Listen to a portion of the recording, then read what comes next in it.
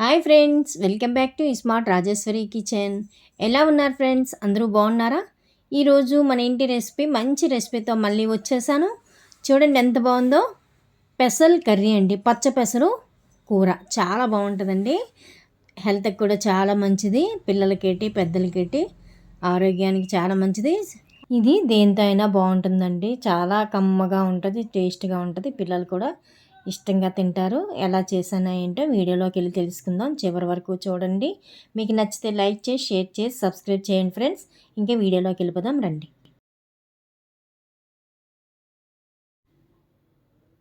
ముందుగా పెసలు తీసుకొని నానబెట్టుకోవాలండి. ఒక 5 గంటలు నానబెడితే చక్కగా నానిపోతాయి పప్పు.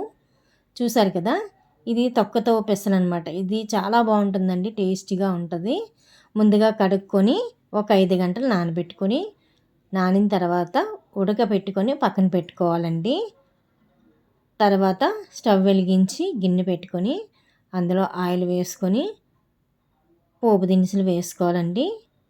ఉల్లిపాయ, పచ్చిమిర్చి, వెల్లుల్లి, ఎండుమిర్చి, ఆవాలు, జీలకర్ర, మినపప్పు వేసుకొని వేయించుకోవాలి.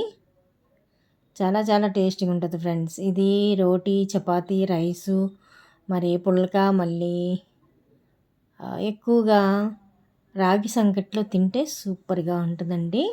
ముద్దలా కాకుండా పప్పులాగా పల్చగా చేసుకుంటే అదిరిపోతుంది టేస్ట్. దీంతో అప్పడాలు, అలాగే ఏదైనా ఫ్రై కర్రీ అయినా పెట్టుకోవచ్చు.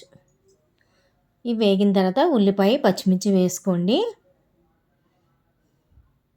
ఇలా వండుకుంటే చాలా బాగుంటుందండి. అలాగే ఒక టమాటీ పండు, ఎర్రటి టమాటీ పండు ఒకటి వేసుకోండి. చూసారు కదా, ఇలా వేసుకొని కొద్దిగా ఉప్పు, కారము పసుపు వేసుకొని మూత పెట్టి ఒక 10 నిమిషాలు అలాగా సిమ్లో పెట్టి మగ్గనివ్వండి. మెత్తగా టమాటీ ఉడికిపోతుంది. చాలా టేస్టీగా ఉంటుంది ఫ్రెండ్స్. ఆరోగ్యానికి చాలా మంచిది.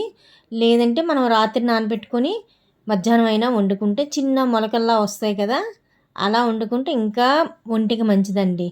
ఇలా అయినా మంచిదని మేము అప్పుడప్పుడు వండుకుంటాం అన్నమాట. ఎక్కువ రోటీకి అయితే వండుతానండి నేను.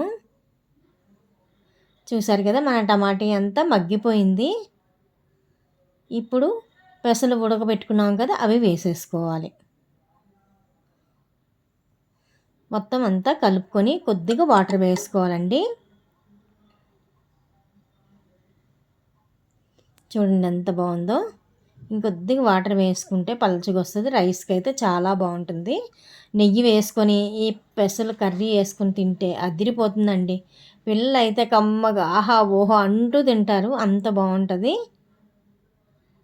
అంతే ఫ్రెండ్స్, ఒక్క 10 నిమిషాలు అలాగా సిమ్లో పెట్టి ఉడకనివ్వండి. మొత్తం అంతా ఉప్పు, కారం అన్నీ చక్కగా పట్టి పెసల కర్రీ సూపర్గా ఉంటుంది. చూడండి, ఇలా ఉంటే సరిపోతుంది. మరి ముద్దలాగైనా బాగోదండి, ఇలా ఉంటుంది. రైస్కి సూపర్గా ఉంటుంది. రైస్కి, చపాతీ, రోటీ, పూరి, రాగి సంకటి, అలాగే జొన్న రొట్టికి చాలా బాగుంటుందండి. చూసారు ఎంత ఎమ్మీగా ఉందో. మన హెల్త్కి కూడా చాలా మంచిది. తప్పనిసరిగా వీడియో చివరి వరకు చూసి మీకు నచ్చినట్టయితే లైక్ చేసి షేర్ చేసి సబ్స్క్రైబ్ చేయండి. మీరు కూడా తప్పనిసరిగా చేసుకొని మీకు ఎలా వచ్చింది కామెంట్ ద్వారా కామెంట్ చేయండి ఫ్రెండ్స్. మళ్ళీ మంచి వీడియోతో వస్తా friends. Thank you for watching. మీరు చేసుకోండి ఫ్రెండ్స్, చాలా మంచిది. హెల్త్కి టేస్టీగా కూడా ఉంటుంది. పిల్లలు చాలా ఇష్టంగా తింటారు. Bye bye.